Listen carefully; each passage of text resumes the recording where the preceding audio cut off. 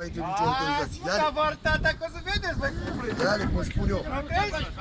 Deci am vrut să fiu în regulă, am vrut să fiu în regulă și voi mă futeți pe mine. No? Hai, tu, bă, pula mea, de ce cu spaga voastră? Nu-i da nici spaga voastră. Hai, iau cu suciot. Da, da, bă. Așa.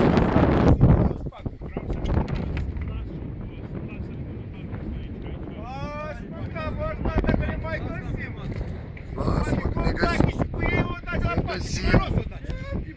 Ne găsim, mă, las că ne găsim, mă. Ne găsim, stai cu minte. Cum zic eu. Băi, dă-mă acolea, mă. Dă-mă. Bani în buzunar, mă, aricule. Că da, mă, dacă voi ne luați banii.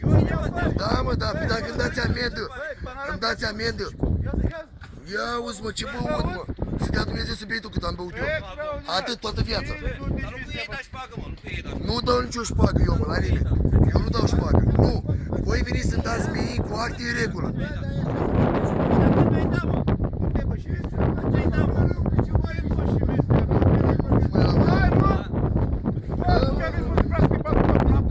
Hai, mă, stai cu minte cu capul în apă. Vorbiți, mă, frumos. Vorbiți, mă, frumos.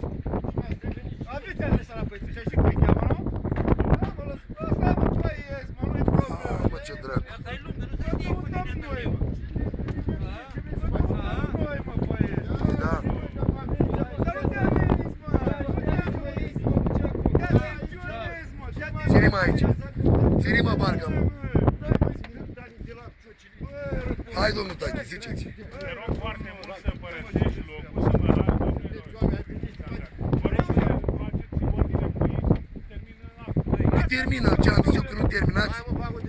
Domnul Tache, semnat de dați amendă și gata, nu e problemă asta, fac ce Păi da. Dar